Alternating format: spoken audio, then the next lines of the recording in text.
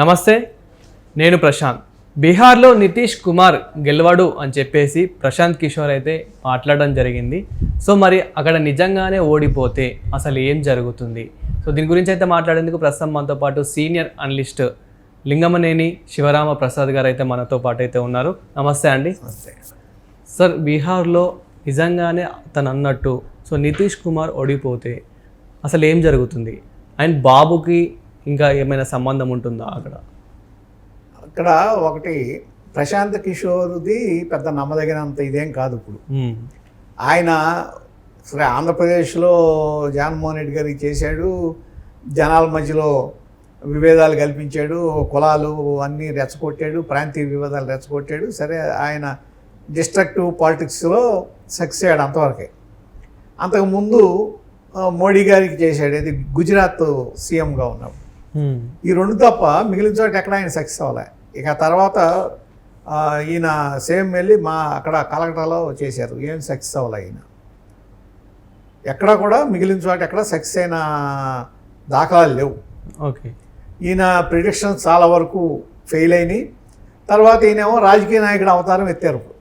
రాజకీయ నాయకుడిగా ఓ పార్టీ పెట్టి రాజకీయ నాయకుడు అవతారంలో ఉన్నారు. సరే, అయితే ఇక్కడ ఒకటి నితీష్ కుమారు ఓడిపోతాడా వస్తాడా అనేది ఆయన అసెస్మెంట్ ఆయనకు ఉంటుంది. కాకపోతే బీహార్లో తేజస్వి యాదవ్ మాత్రం చాలా స్ట్రాంగ్గా ఉన్నాడు. లాలూ ప్రసాద్ యాదవ్ ఆయన కుమారుడు. అతను ఒక యువకుడు, చాలా ఇమేజ్ ఉంది. మొన్న పార్లమెంట్ ఎలక్షన్స్లో కూడా పెర్ఫార్మెన్స్ బాగా ఉంది. అతని మీద జనాలకి నమ్మకం, క్రేజ్ ఉంది.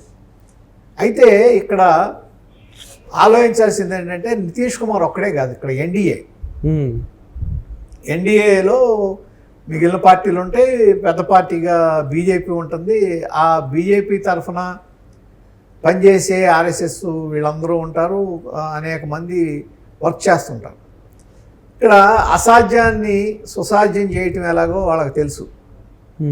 ఇది నేను ఊరికే చెప్పట్లా. ఫర్ ఎగ్జాంపుల్, మీరు గ్యారంటీగా కాంగ్రెస్ గెలవాల్సిన హర్యానా ఎన్నికల్లో హర్యానా గ్యారంటీగా కాంగ్రెస్ గెలుస్తుంది అనుకున్నారు, అక్కడ బీజేపీ గెలిచింది. అలాగే మహారాష్ట్ర ఎన్నికల్లో ఎట్టి పరిస్థితుల్లోనూ కాంగ్రెస్ అసలు బీజేపీకి అక్కడ ఏమీ లేదు అనుకుంటే 2/3 మెజార్టీ దగ్గర వచ్చినట్టుంది. అక్కడ అతిపెద్ద పార్టీ కింద, సింగిల్ లార్జెస్ట్ పార్టీ కింద బీజేపీ అవతరించింది. మిగిలిన ఎన్సీపీ కానీ తర్వాత శివసేన పార్టీలు అవన్నీ ఉన్నా కానీ వాళ్ళ సహకారంతో గెలిచారు. మరి రేపైనా ఆ విధంగా జరగదని ఒక్క నితీష్ కుమార్ మీద ఆధారపడదు. అక్కడ నితీష్ కుమారు ఆయన సీఎంగా ఉన్నాడు, రేపు ఉంటాడో ఉండడో, లేకపోతే ఆయన సెంటర్కి వెళ్ళిపోయి నీకు ఇట్లా ఏం జరుగుతుందో మనం చెప్పలేం కదా. అప్పుడే వ్యూహాలు ఎట్లుంటాయో. ఓకే, ఇక్కడ ఉన్న దీంట్లో సరిగ్గా లేదు అనుకుంటే ఆయన సెంట్రల్ గవర్నమెంట్కి వెళ్ళిపోవచ్చు ఇంకొక లీడర్ని పెట్టి. దీన్ని ఏంటంటే నితీష్ కుమార్ గెలిస్తేనో లేకపోతే ఎన్డీఏ గెలిస్తేనో నేనేదో రాజకీయ సన్యాసం తీసుకుంటానంటే ఇది జస్ట్ ఊరికే నమ్మకం కల్పించడం కోసం, ప్రజల్లో ఒక విధమైన నమ్మకం కల్పించడం కోసం చెప్పే స్టేట్మెంట్ తప్ప అసలు అది అనవసరమైన విషయం. అది నా ఉద్దేశం అయితే టైట్ ఫైటే బీహార్లో. సో సార్, బీహార్లో నితీష్ కుమార్కి ఏ విధంగా అంటే ఇమేజ్ రేంజ్ ఉంది సార్? అంటే ఇవాళ మీరు ఎన్డీఏలో బీజేపీనే తీసుకోండి. ఇప్పుడు నిన్నగా మొన్న మహాకుంభమేళా జరిగింది. అవును, పక్క రాష్ట్రమే. అక్కడ దాదాపు మీకు 60 కోట్ల మంది కుంభమేళాలో స్నానాలు చాలా సక్సెస్ఫుల్గా జరిగింది. ఏదో ఒక చిన్న సంఘటన తప్ప అంత పెద్ద అన్ని 60 కోట్ల మంది అంటే ఒక యూరోప్ అంతా, అమెరికాకి డబలో అంతమంది జనం వచ్చారు కదా. అంత జనాలను కూడా అంత ఆర్గనైజ్డ్గా చక్కగా జరిపారు అంటే గవర్నమెంట్తో పాటు వాలంటీర్స్ కూడా వీళ్ళ తరఫున వాలంటీర్స్ కూడా పనిచేశారు. అవును, ఆర్ఎస్ఎస్ వాలంటీర్స్ కానీ లేకపోతే మిగిలిన పార్టీలో సంబంధించిన వాళ్ళు కూడా, ఎన్డీఏకి సంబంధించిన వాళ్ళు కూడా వాలంటీర్ వ్యవస్థ పనిచేసింది అక్కడ. రేపు ఈ బీహార్ నుంచి అక్కడికి ఈ ఇన్ఫ్లుయెన్స్ లేకుండా ఉంటుందా? బీహార్ మీద ఈ ఇన్ఫ్లుయెన్స్ అక్కడ లేకుండా ఉంటుందా? అట్లాగే హిందూ పోలరైజేషను జరగకుండా ఉంటుందా? నువ్వు ఆ పోలరైజేషన్ కూడా ఉంటుంది కదా రేపు అక్కడ లెక్కేసుకునేటప్పుడు. ఇప్పుడు మీకు ఈ దీంట్లో ఒక మతపరంగా వచ్చేటప్పటికి పోలరైజేషన్ జరగవచ్చు. అవును. ఆ పోలరైజేషన్ జరిగినప్పుడు మరి ఆ అడ్వాంటేజ్ ఎన్డీఏకే ఉంటుంది. అది అప్పుడే చెప్పలేము. కాకపోతే ఈ విధమైన ఛాలెంజ్లు ఏంటంటే జనంలో నమ్మకం కలిగించడం కోసం, ఏదో తన స్థాయి పెంచుకోవడం కోసం చెప్పేదే తప్ప ఈ ఛాలెంజ్లతో ఏమవదు.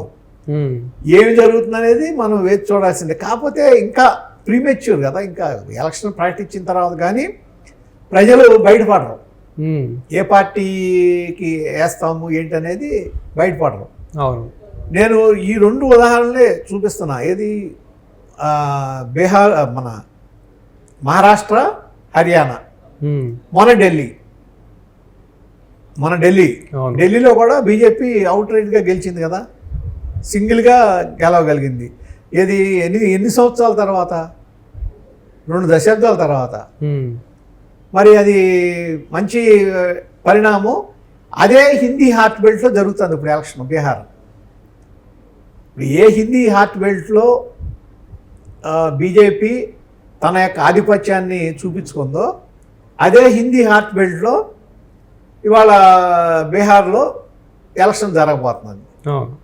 మరి ఈ ఇన్ఫ్లుయెన్స్ను కూడా అధిగమించి తేజస్వి యాదవ్ గారు పనిచేస్తుందా, ఆయన వ్యూహాలు పనిచేస్తాయా, ఇంతకన్నా మించి ఆ విధమైన పరిణామాలు వస్తాయా అనేది చూడాల్సిందే. అవును. సో అంటే మరి మిగతా రాష్ట్రాలతో కంపేర్ చేసుకుంటే ఇప్పుడు బీహార్లో ఎలా ఉంది సార్, మనం నార్మల్గా చూసుకున్నట్లయితే కనుక? అంటే బీహార్లో పరిపాలన మీరు అనేది పరిపాలన పర్వాలా, యావరేజ్గా ఉంది. నితీష్ కుమార్ బాగానే చేశాడు అంతకుముందు. కాకపోతే ఇప్పుడు ఈ విషయాలన్నీ ఇట్లా ఒకటి పరిపాలన బట్టి ఓటింగ్ ఏం పడతలా ఒకసారి.